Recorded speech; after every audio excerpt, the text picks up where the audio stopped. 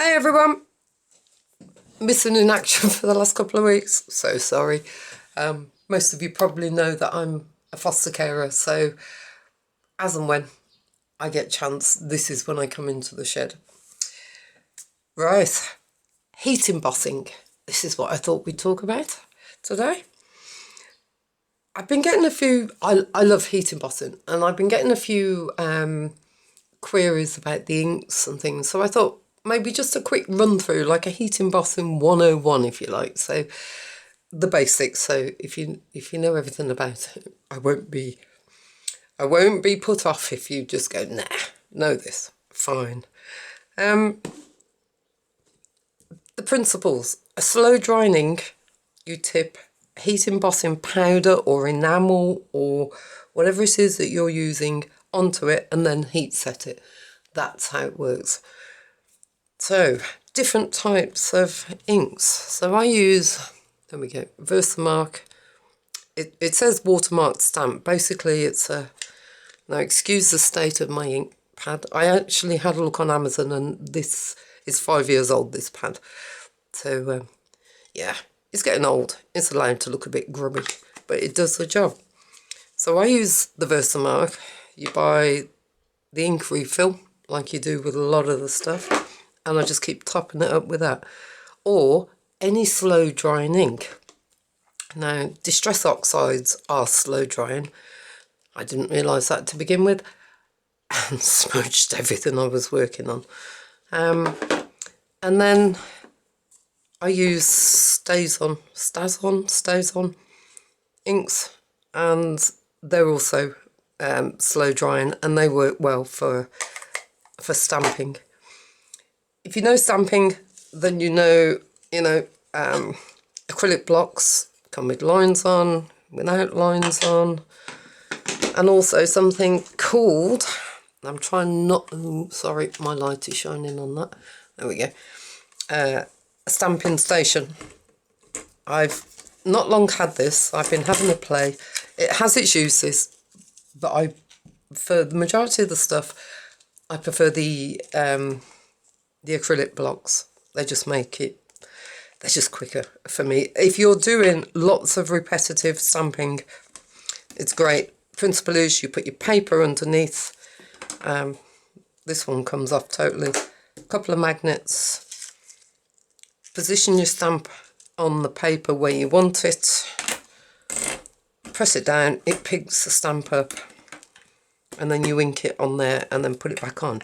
Great if you've got a stamp that is dodgy, as in I've got a few stamps where I'll put it down and it's like, ooh, and it hasn't quite taken, so you can redo it. That is a positive for it. Different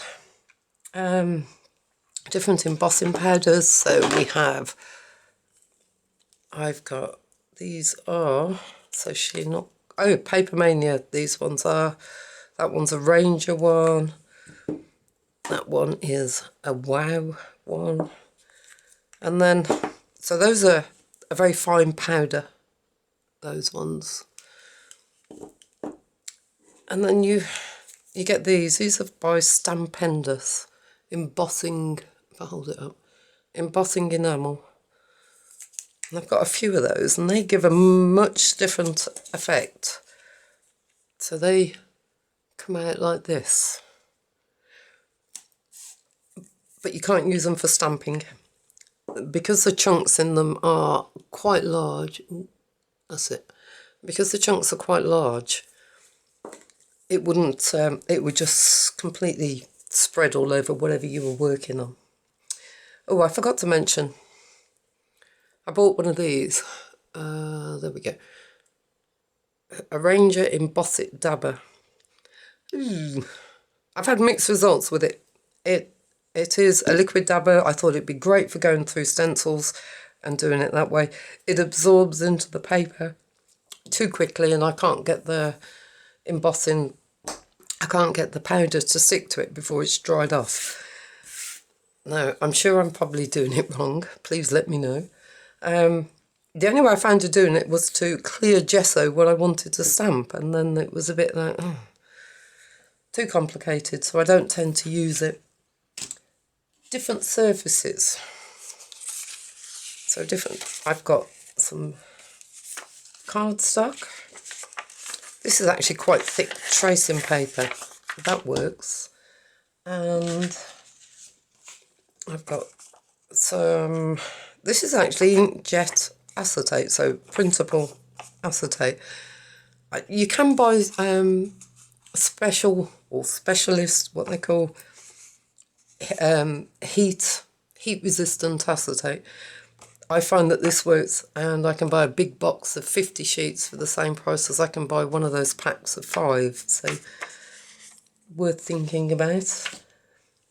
And mirror card, you know, shiny card that we've probably all got stuck at the back of the cupboard somewhere.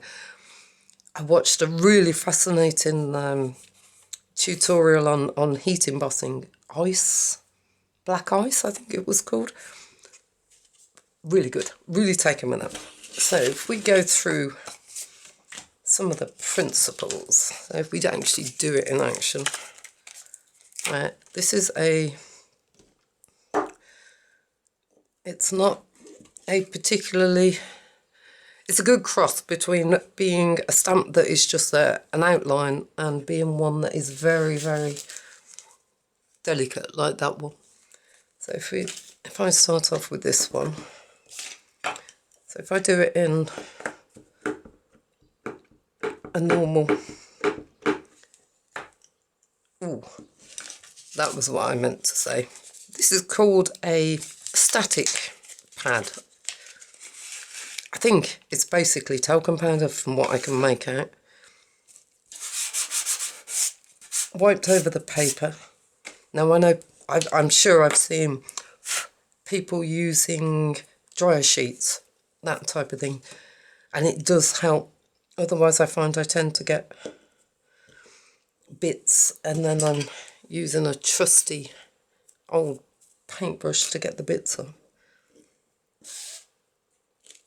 So that one first.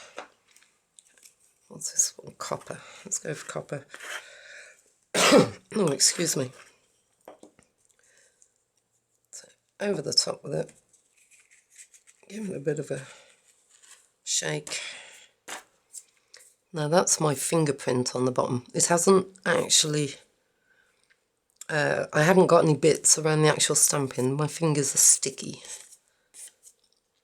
So rub those bits off, otherwise they will set. And if you do it onto a piece of paper,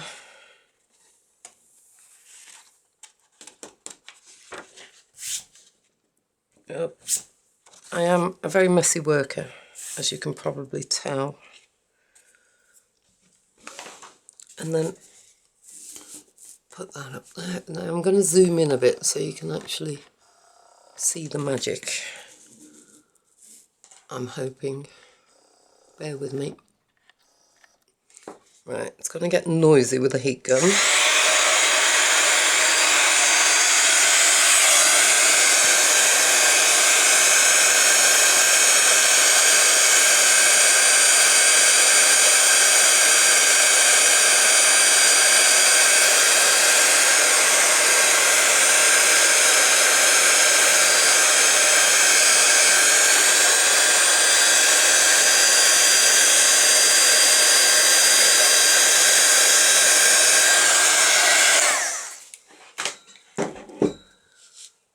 And there we have, that's it, let it catch up.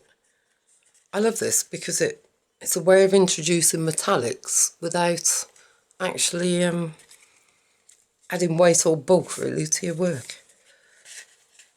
So that's that one. Right, I'm going to zoom back out. Bear with me, sorry. Right, there we go. So let's use a different ink. Oh, let's get rid of those. I'm going to use my new favourite colour. It stays on teal blue, this one.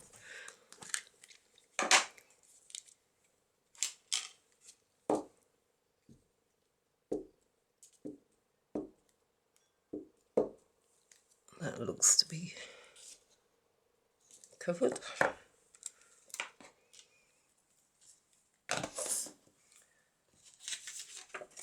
And another sheet.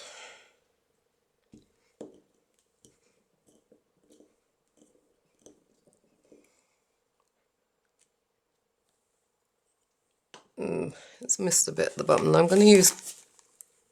Oh, should have opened this first. Clear embossing powder for this one.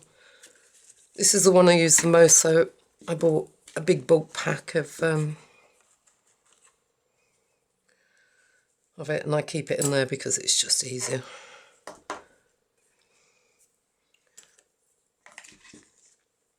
Let's put a bit more.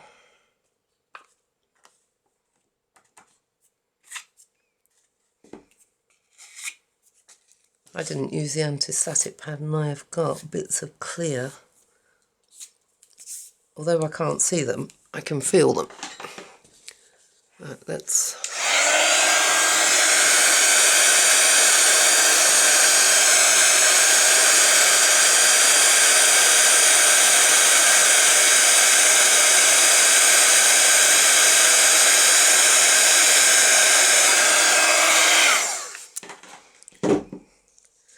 Okay, so that has now a very faint, so it's got texture and it's shiny now. I don't know if that's, oh, my catch up, there we go, you can sort of see in the light.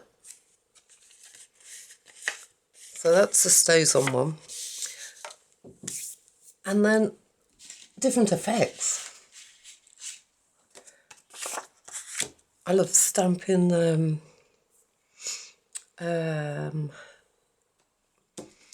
so if I just stamp this off a moment.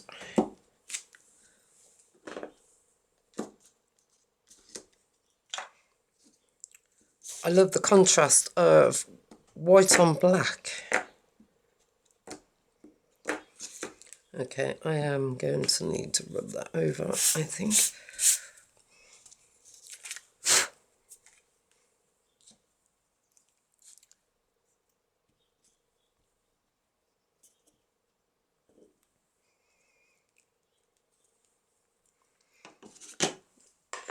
That one, and then let's move that out of the way.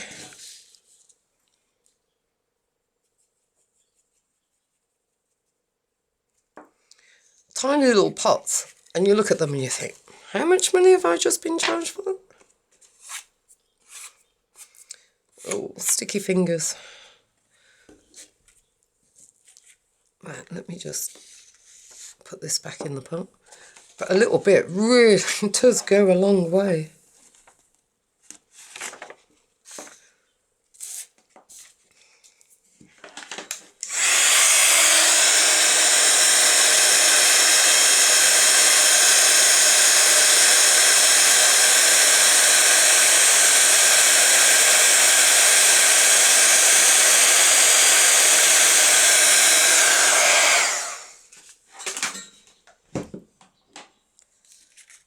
So there we go. So that is now, if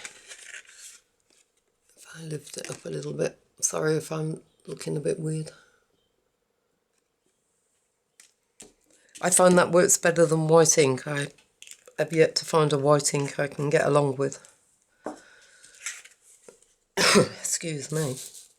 And the last one to try is a Distress Oxide. What's this one? Ice Spruce. That one.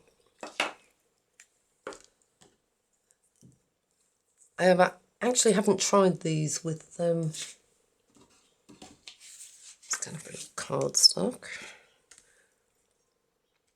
I've only tried block ones, you know, like an outline of a tree or...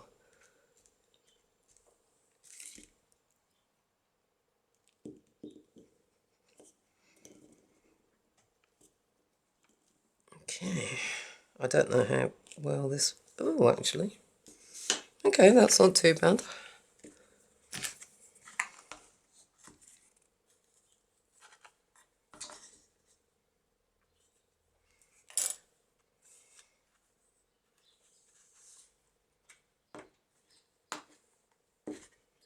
And sometimes when you look at them you think, ooh, hasn't quite taken.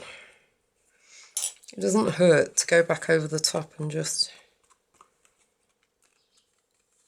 tap it round. Now I'm not sure how well that's taken, but let's give it a go.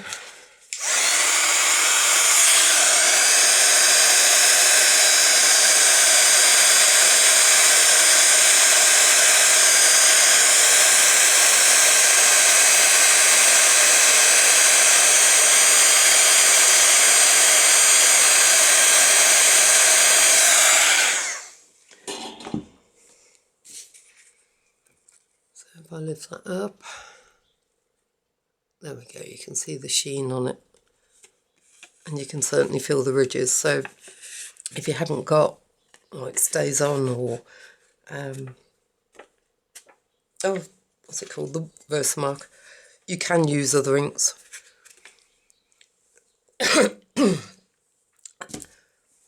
Right, so those are normal powders. Now you can make any colour you want by using normal inks. As long as you've got a Versamark pad, what you do is you would put it in the Versamark, dip it into and then put it on your ink pad, and then stamp it and put clear embossing on, and that brings up any colour you want. Then whatever inks you've got, that's the way it will work. Embossing enamels. Right, let's try these. These are a bit of a pain, but the effects are good. I think that's the best way of saying it. Actually, let's try a small one rather than a big thing. Okay, there we go. I'd lose everything.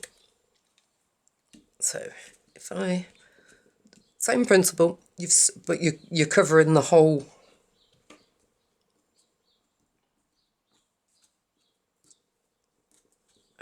piece of paper or a piece of ephemera. Right, you can see that that is now covered in the ink. I find these settle. I need a pokey tool to hold it still. So if we just cover that. Ooh. Okay, that's not going to work. Right, I've covered that. Except I've got a couple of...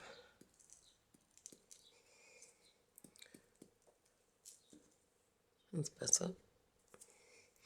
Now they suggest that you heat these from underneath first to set it, otherwise the bits fly off. So, oh, let me move these out of the way before I make any more of a mess. Okay.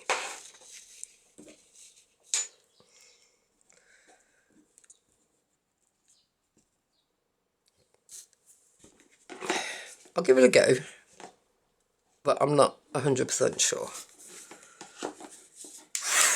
Oops.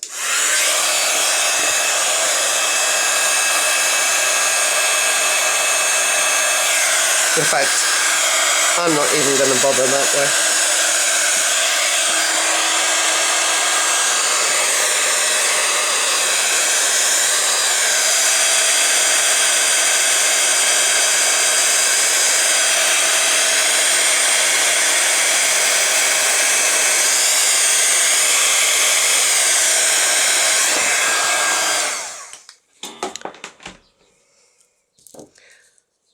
And that's the reason why I don't use them that often.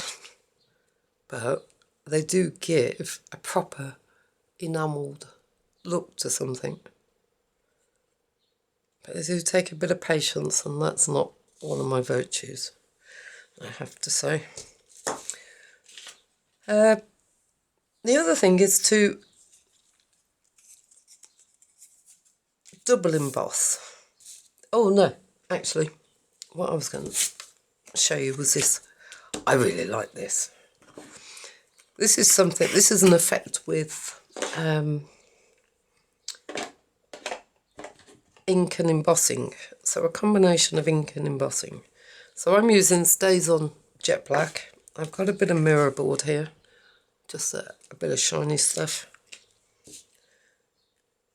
And the effect that they were getting was, okay, now I have been practicing.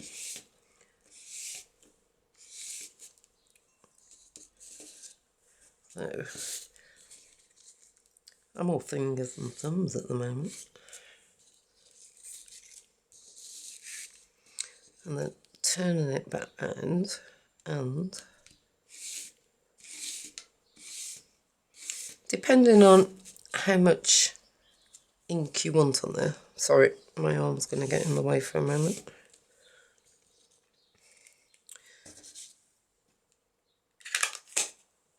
Now, I do need to dry that. Oh, actually, I was going to stamp it. Let's put this little chappy in the middle.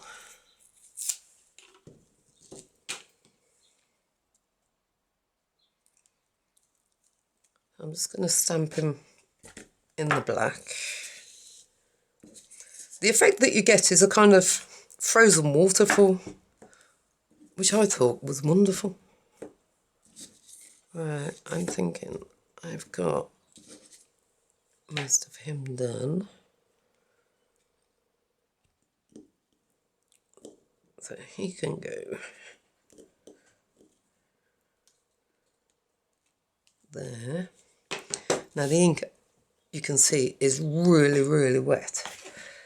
So if I just cover those, I need to dry this, otherwise it's going to run when I put the Versamark on top.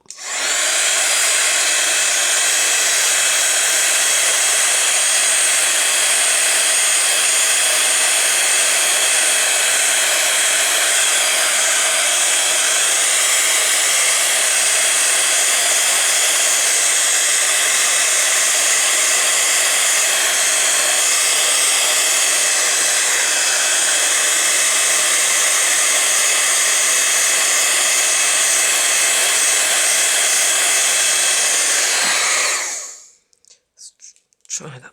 Okay, that looks dry. Yep. And then the idea, so I've been watching, and is to take the Versamark pad and just run it down.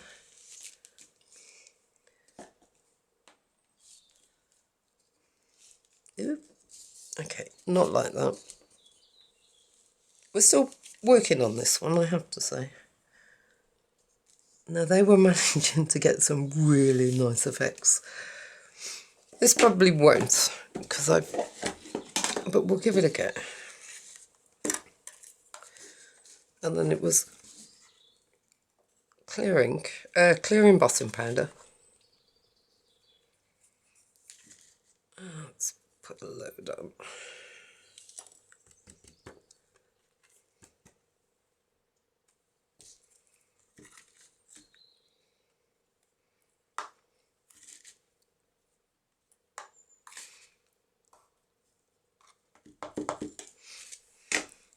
Okay, that looks pretty well covered. Too covered actually, but we'll give it a go.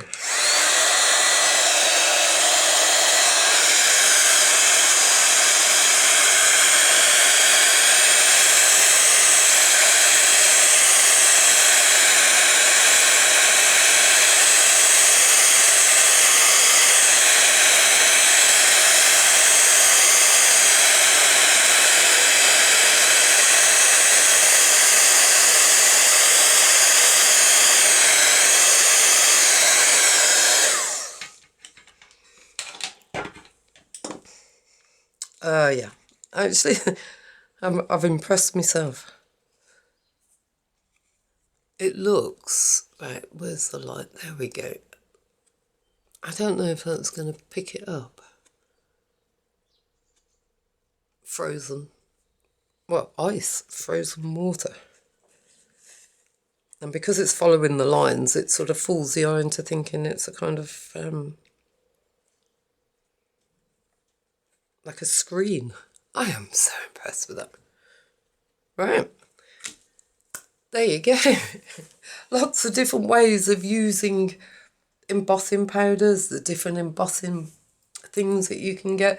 You can get embossing pens. I did have one. I can't find it, otherwise I would have shown you.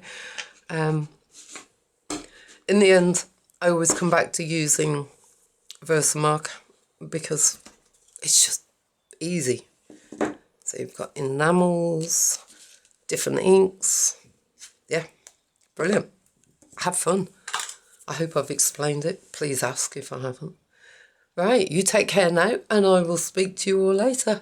Bye.